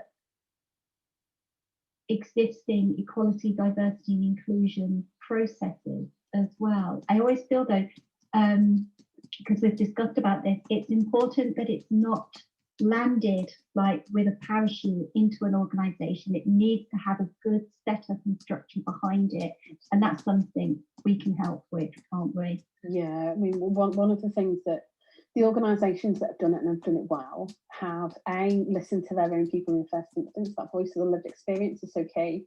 Then really taken a planned approach to rolling it out, focusing in on what that means in terms of confidentiality and data protection. How's that going to support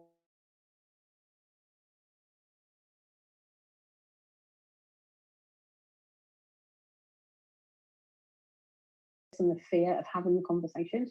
You know, is the passport going to fix all of our problems in the workplace? No, but it's absolutely going to facilitate a conversation that allows us to seek the support and the adjustments that we do need to help remove some of those barriers that we potentially face.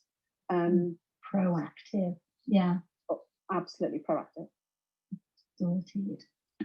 Right, and I think it's important for us to remember as well, though, those people that are engaging today, that it's not a legally binding agreement, but it's a clear roadmap of what the organisation has done to support you and in agreement with you in respect to what this workplace adjustment can be in respect to your work.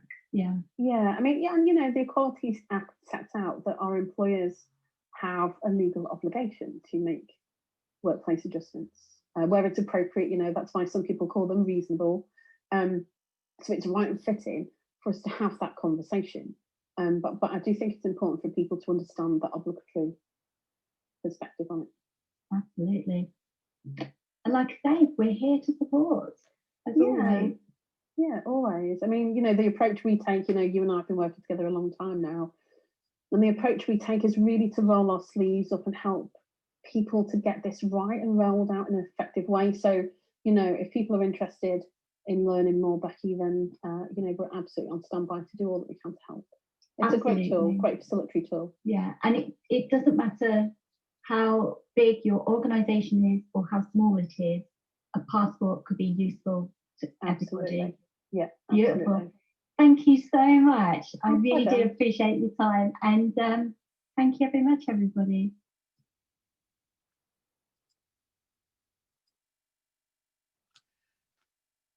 Okay.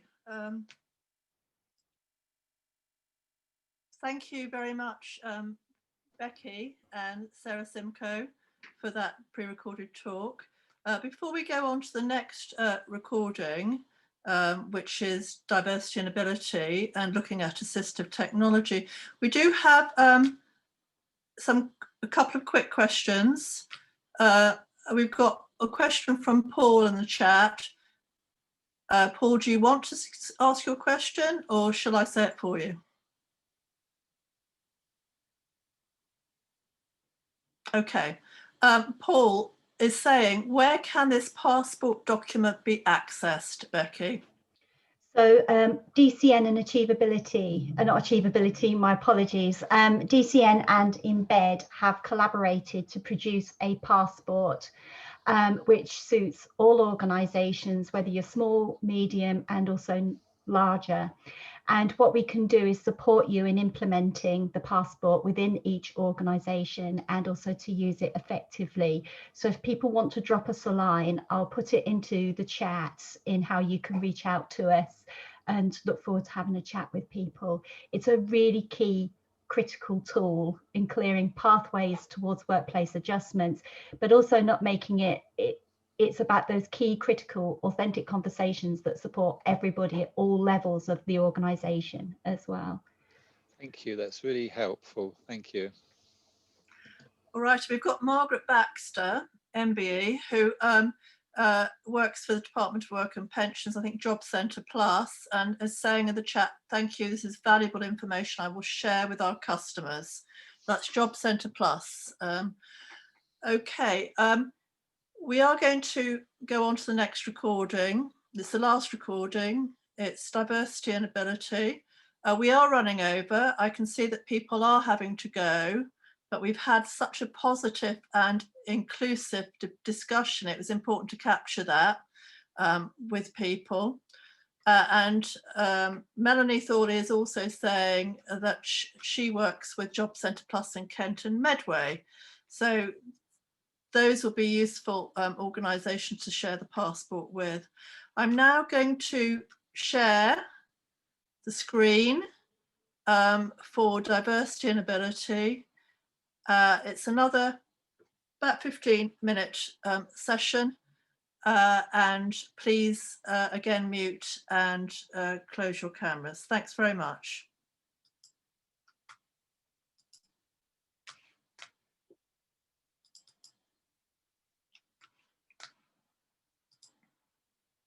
Slide 1. The diversity and ability logo is on the left-hand side, with text on the right reading active technology in the workplace during COVID-19. Atif Chowdhury and Megan Reid. Hello, my name is Atif Chowdhury, and I am one of the co-founders of DNA, or Diversity and Ability, which is a social enterprise designed to utilize the strengths of lived experiences and assistive technology to make sure that assistive technology is working really well in a meaningful way and supported and delivered by the very people that need to use it. Hello, I'm Megan Reid. I'm the Training and Innovations Lead at Diversity and Ability. And today we're going to be talking to you about active use of technology in the workplace during COVID-19. A quote by Atif Chowdhury, strength of diversity through adversity. So yeah, I guess that's a way that I would like to sort of culturally sort of hold us today in the space of this talk, the strength of diversity through adversity. So there's so much going on in a pandemic and a global crisis that we're all facing, which I obviously don't need to elaborate today. But very rarely are we looking at what the crisis has shown us that we could have done better upon, because naturally we're all reacting to it so much. But what we are seeing is a culmination of so many people working from home because they're forced to. But it's also said to us, look, we could have employed more people working from home before the crisis. Perhaps, as you can understand, in 2019, we could have had more people with physical challenges and difficulties, more disabled experiences, also working for us, not necessarily being tied to the office every day or feeling that they've got to commute every day, but certainly bringing the ingenuity of who they are and the strengths of their own experiences and the very ability to do the job that we all ask people to do. So with that, I hope that we take this presentation and move it to a space that looks at how agile technologies can change and communicate us to all be a lot stronger and supportive of each other, and what things we need to safeguard to make sure that when we are working online, we're doing it really well and we're noticing the things that often get missed. For sure. And I guess in the future as well, when we are post-pandemic, there are so many lessons that we have learned and can continue to learn. That means that we can transfer these processes and these technologies that we've learned about now in 2020 during this pandemic into future work so that our whole workforce can be much more inclusive and accessible. Slide 4, titled Remote Communication, the Rise of the Virtual Office. The slide shows the logos of common video conferencing softwares, BlueJeans, WebEx, and Whereby, Google Meet, Zoom, Teams, and GoToMeeting. And the main content for this slide is bullet pointed. We're going to talk about how remote communication really has driven this rise of the virtual office. And previously, if we think about what our workplaces looked like back in 2018 and 2019, before this pandemic came in, most people were sitting at desks and interacting face to face. when the pandemic came, this had to change really quickly, and we had to go from having just 1 or 2 people working at home as part of an organisation to suddenly being nearly 100% everybody working from home. And when we previously thought that there might be barriers around remote communication and remote working, flexible working patterns, maybe those perceptions were slightly misguided. I suppose during this pandemic, what we've really learned is that actually working from home, flexible working, remote communication is something that's really viable, and definitely something that's accessible and means that more people are able, just as Achieve said, are able to work. What's more is by working from home, we can get this really customized office space. If you think about the office when there's lots of people there, quite often you may end up sitting near a printer, or you might sit near a group of people, and that can be quite loud. And if you're someone who benefits from noise reduction, then working from home definitely allows you to get that really quickly. And ultimately, that means you might be able to work more productively. I suppose one thing that has come out of this is how do we make these online virtual remote spaces completely accessible for all? Because just in the same way that in the workplace, we have to think about what makes a workplace in person truly accessible, we have to have those same conversations about the online space too. We need to think about whether or not somebody's going to be able to see what's going on, and is that important? Or whether or not somebody might need to sit in a different space or in a different environment. And will they have access to that in their home environments or not? And these are all really, really big questions, and many of these we don't have time to fully answer. I 10 minutes today, but we will try and take you on a short journey about how working from home and using digital technologies in the working from home space has really been quite a good thing. Absolutely. Thanks, Megan. Yeah, so some things to consider. As we are watching so many folks, particularly office workers, being able to work from home at times, what are the challenges that are presenting themselves, as Megan's touched on? So, for example, when we have human conversations, so much of our conversations are about pitch and tone and body language and enthusiasm and eye contact. Now, a lot of those things are compromised. They're non-verbal cues. They teach us when we're interacting with people. When is it time to finish a conversation? When is it to start one? How is this person feeling? Are they feeling a sense of confidence and support in their interaction with us today? These things are harder to reach online. They are. When you're supporting people who have, say, neurodivergent differences, it could be things around autism or ADHD or dyslexia, etc. It can be more challenging, but it doesn't have to be. It's making a note to yourself to say, how do you look for those telltale signs that people are feeling included? How are you telling the telltale signs that people are feeling quite reserved, or that they're not on camera a lot these days, or they're just tired, but they're not able to show that or express that very well? I'm sure over the last 9 months of the pandemic, we're all able to become familiar, I guess, with the term zoomed out. And it's a feeling that we all feel at times. But it's recognizing that there's some folks where being online without human interaction can be even more challenging. So it's working that out.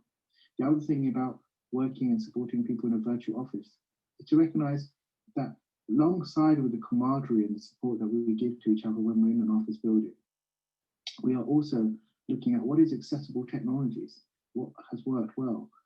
DNA is an organization that employs a lot of people. We have a disclosure rate as an organization of 85% of pronounced impacts of disabilities. It's a wonderful part of our culture and community. But we also have to recognize that we have to anticipate that it's not easy for people to work from home if there are things like ergonomic desks and settings that they've had in the workplace, that it's not easy to move those desks and chairs and things into their home place. We have to anticipate that. And our role here is to keep anticipating that, to ask, what does it make and what do we need to do to make this easier, to ensure that when you are working at home, it's not just the same you're working at home. You're feeling supported at home. And that's very, very important. Absolutely. Slide 5, titled Remote Communication Accessibility for All. The same video conferencing logos are displayed along the bottom, and the main discussion is bullet pointed. So just as Atif has been saying, there are some things that we need to do, just like bringing desks into your home space away from your workplace, that will mean that your online workplace is inclusive and accessible and has got all of those things that you need to allow you to thrive. But some of the really simple things that everyone should be doing as organizations or individuals, whether you're setting up a one-to-one meeting or you're having a conference for your whole organization, there are some really simple tips and tricks that you could be doing to help improve the accessibility of your meeting. And those are simple things like making sure you're minimizing background noise. Nobody really wants to hear next door having their lunch, so try and keep your windows closed, minimize that background noise, or turn your microphone off if you're not speaking. Closed captioning and transcripts. This is such a simple thing because it's built in to the majority of video conferencing platforms, and you can just enable it by clicking a few buttons. By turning that closed captioning on, we open up the meeting to so many more people. We have to think about how, if we were in a physical workplace, people would be interacting or communicating in quite different ways. There would sometimes be emails, there'd sometimes be passing conversations next to the water fountain. There would be so many different types of interactions and communications, and replicating that in an online space can be quite tricky.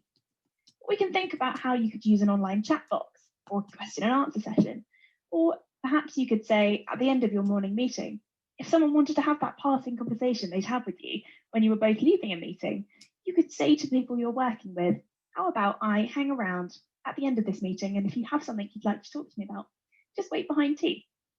Simple things like that that allow us to flex and adapt our communication to meet this online new dynamic. Agendas are always quite important. They really set the tone for meetings, and they give everybody a structure to work through. Lastly, share those meeting resources in advance. If you have slides, please share those in advance. People can have a look at them, look through them, and they can think about questions that they might want to ask either in the chat box or verbally in your meeting. And it's really important to be aware of these different remote communication tips and tricks, because they can make sure that everybody's able to stay involved, and perhaps more people than would have been involved in your in-person meetings will be able to get really engaged and really involved in your online space. So I'm going to go to slide 6. This is titled Assistive Technology, Individualized Application, Universal Benefits. Again, the main bullet content is bullet pointed here.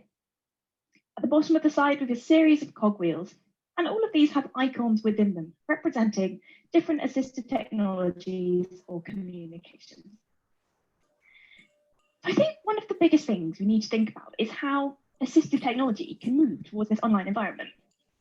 And I'd like everybody to try and think about the assistive technology that they may or may not already use in their workplace. Glasses, for example, are a piece of assistive technology, as are mind mapping, text-to-speech, speech-to-text, and those spelling, proofreading, or grammar checkers like Grammarly that you might already have installed. Those are all examples of assistive technology. They aren't necessarily just adaptations to some certain individuals.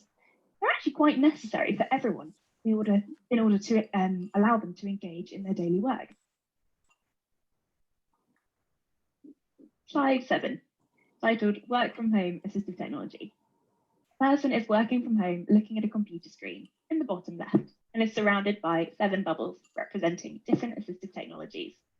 These are from left to right: Zoom video conferencing, closed captions, text-to-speech, emails, mind mapping, glasses, and dictation.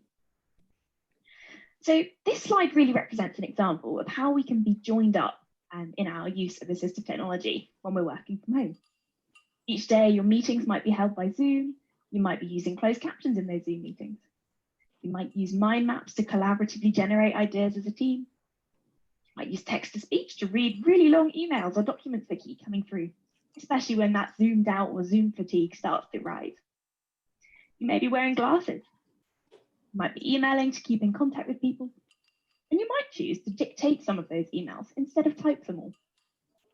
And these, it's really important to note, are not just for people who would identify as disabled or neurodiverse. All of these different pieces of assistive technology are open for everyone, and some would say essential for everyone to thrive in this online environment. On this slide, we can see the journey of change. we have two different pyramids. The pyramid on the left represents where the current situation is. At the base of the pyramid reads reasonable adjustment.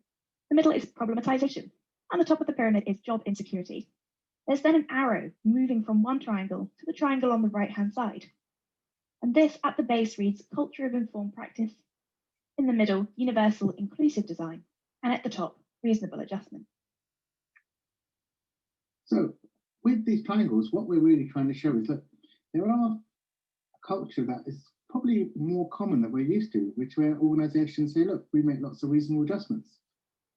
And we're really open to doing that. And often it can feel like there's nothing wrong with that, because it's really looking like a way of saying we're really welcoming people and what adjustments they need. Of course, if you're an organization listening to this, you'll naturally think, yeah, well, we do that, and that's good. But a question we might ask ourselves is, who wants to be reasonably adjusted? Who on earth would really want to be? Well, we'd want to be welcomed. And if we look at the triangle as we go further up, if the reasonable adjustments aren't working very well, then it becomes a problem and a problematization. It's often worked through, but emotionally and mentally, when these things start looking at your job performance and your sense of workplace well-being, and especially when you're working online through the pandemic, it starts becoming a challenge around insecurity and emotional insecurity, and even job insecurity. So you'd be right thinking, well, how do we fix that? Now, in truth, it's a long journey and it's a lot of work that can be embedded into good principles. DNA teaches this quite often, but it's about saying, are we as an organization excited about lived experiences? We recognize those lived experiences teach us what that greatness could look like, rather than the good enough. So it's a culture of informed practice that says we are looking at how our staff and our community chooses to disclose and the reasons they choose to disclose, rather than just saying it's about job protection. It's really about saying they're excited about the way they learn, the way they experience work, and the diversity of thought and the contribution it gives us. So in that sense, culture of informed practice is very, very important.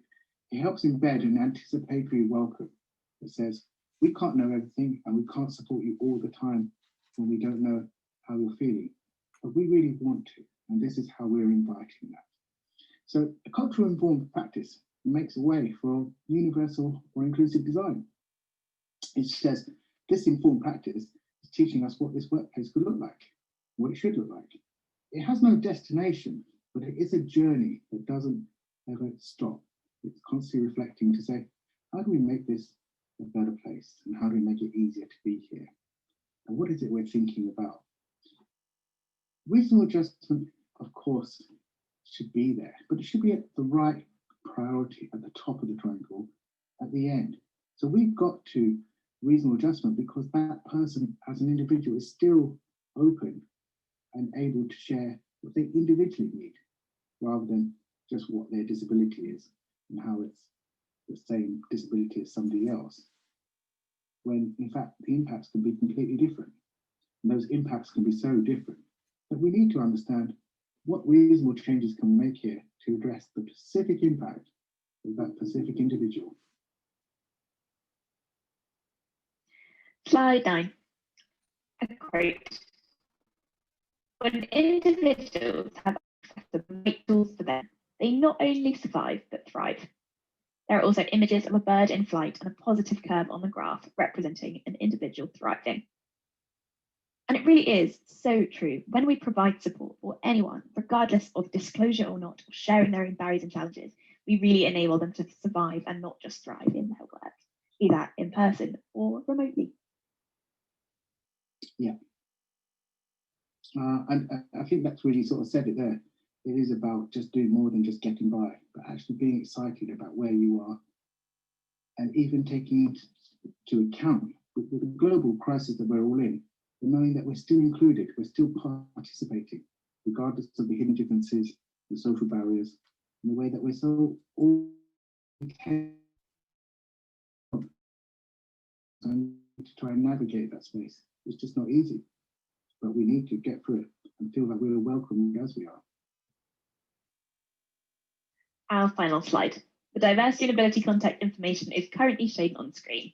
Social media handles are displayed or LinkedIn, which is diversity-and-ability, Facebook, which is the @DNA Matters, Twitter, which is @CapsD and CapsA_inclusion, Instagram, which is diversity_and_ability, and our final contact details, which are email, workplace@diversityandability.com, and our website, which is https://diversityandability.com. We've had a really great time presenting here. Thank you so much for hosting us. I really hope you got something even small or meaningful out of today's presentation. We would love to keep working with you in the future, so do get in touch. Yep, and different for me, really. Thank you for everybody for to listening. And if you're really interested in how to take some of this work further, there's some brilliant blog pieces as well as some free resources on the DNA website. So thanks to everyone for listening, and thanks to the team at AchieveAbility for hosting this space. And yeah, we really hope it's been useful. Stay safe, everyone, and just be good to each other.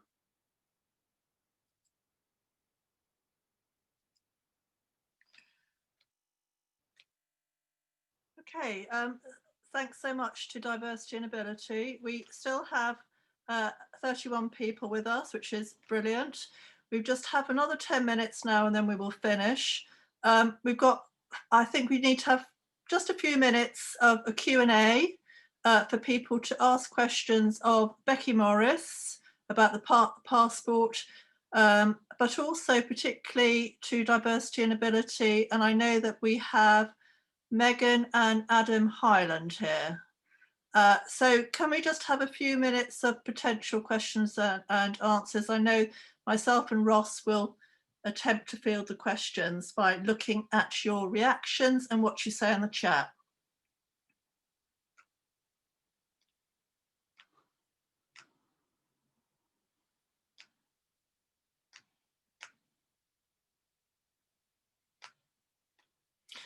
Okay then, we have got a lot of feedback about this event. I need to let you know that on the chat particularly, and people saying what an excellent content it is, and completely disability aware as well.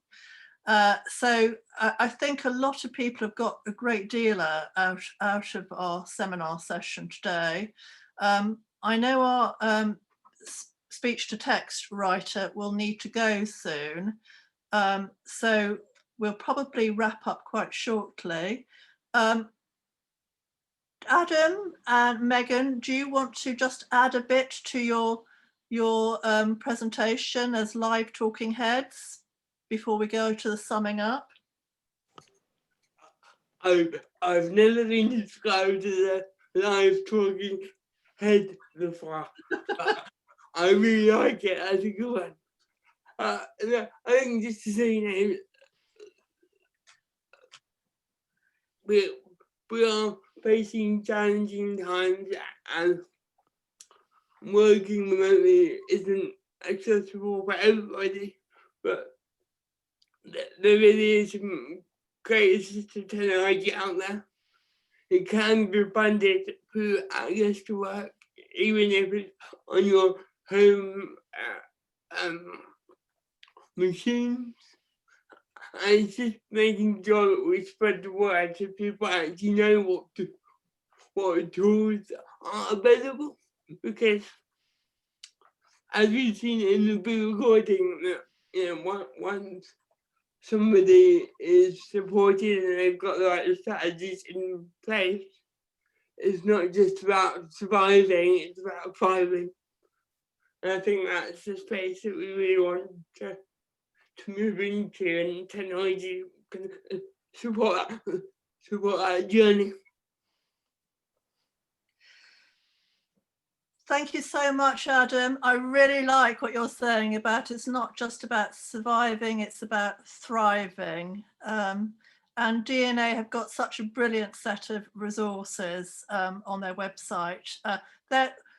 AchieveAbility love collaborating with you. Megan, did you want to add anything to add what Adam has said? Yeah, just thank you so much for hosting us. It was really, really great to, I suppose, reflect on some of the content that we were given to talk about today, and to look at how actually not only has COVID caused some challenges, but actually there have been several positives to come out of it. And if we look at how we can maximise those positives and build them into our normal working practices post-COVID, then hopefully this will have been a little bit worth it for some at least. Thank you so much, Megan. And thank you so much to all our speakers and to all of you for contributing. I'm just going to attempt to sum up now, because that's the very last part of this seminar. I think underpinning everything that people were saying, particularly in the discussions from the breakout rooms, that there can be a sense of fear for neurodivergent people because job security has got much more of an issue, and issues about the economics of losing your job, and particularly being furloughed. And what does that mean? If we are furloughed as neurodivergent people, does that mean because we are neurodivergent? And sometimes this situation with COVID has actually forced the issue sometimes on disclosure, and neurodivergent employees having to reveal their needs to their line managers. Several people talked about self-advocacy and the need to educate their colleagues and particularly their line managers. That was a really important point that came through a lot of the discussion. There's a need for trust that came out in the talks, and it came out in our discussions throughout the seminar, particularly a need for trust between colleagues and our line managers. And that trust is absolutely essential for changes to be effective in the future. There's lots and lots of lessons that we've learned through COVID, but unless you trust each other, the changes will not happen, particularly over performance management issues, and employees need to recognise that performance management needs to be dealt in a particular way that is appropriate to the needs of a neurodivergent person. So when Tom Neal said that reasonable adjustments need to be the norm, that is so true. So alongside all of this and the need for a new reframed flexible workplaces that we are doing already, just by the fact that we are doing this, is well-being. And several people talked about well-being. Melanie Thorley talked about well-being from their breakout room, and the well-being of ourselves, but that of others. And that is so important to meet the challenges, but not only the opportunities for the future, and to be able to capitalise on those lessons learned. Several people talked about the need to track, so we know what is impactful and we know what works. And Amanda Kirby in the chat said something very useful. She talked about the need for more longitudinal studies in the workplace, a real need for that. So that's my summing up from the discussion. I could sum up from the talks, but I think that the talks were self-evident. But I think one of the commonalities throughout the pre-recorded talks was the issue about flexible workplaces, the need for reasonable adjustments, and the need for a work-life balance, and the fact that we can all talk in multiple ways remotely, and it's picking the most appropriate way for us in terms of that remote working that meets the needs of ourselves and that of our colleagues. And that actually it's about being proactive, as Becky Morris said in her passport presentation, is being proactive and being an advocate for ourselves. So that's the summing up. The result and outcome of this seminar is that we will circulate this recording to all of you and to everybody. And we will be giving a call. We will be sending a call out for our next e-journal. And all of you who have participated will be the go-to people. And we are going to send a call out in the new year for our next e-journal, which will be about this topic of this seminar. So it remains for me to thank everybody, particularly our DAN colleagues, Dyslexia Adult Network, for endorsing this seminar, and particularly our speakers who took their significant time in producing these recordings. And I'd like to thank Becky Morris for all of her support throughout. You were fabulous, and all the AchieveAbility people and trustees. Does anybody want anything finally to say before we finish this seminar? If I could just say just a quick add-on as well, that many thanks to Trish, who has provided our live captions today, who's been an absolute star, because obviously we overran. Trish, you've been amazing, and my clear text as usual, I've been absolutely fantastic. Thank you, Becky. Anybody want to say a final few words before we go? We've got some clapping from Deborah. Thank you so much, Deborah. Really appreciate that. And in the chat, we've got Lois, who's chair of Waltham Forest Dyslexia Association, saying thank you to all of us. Megan, thank you. So I think we probably need our speech-to-text writer to give her a break. Thank you so much, Trish. And we will now be leaving the meeting. And it's been lovely seeing you all. Marcia, nice to see you again. Yeah. And Simon, it's been really nice to see you all. So we're going to now leave the meeting, and thank you so much. And thank you. Bye. Thank you, Catherine, everybody. Bye.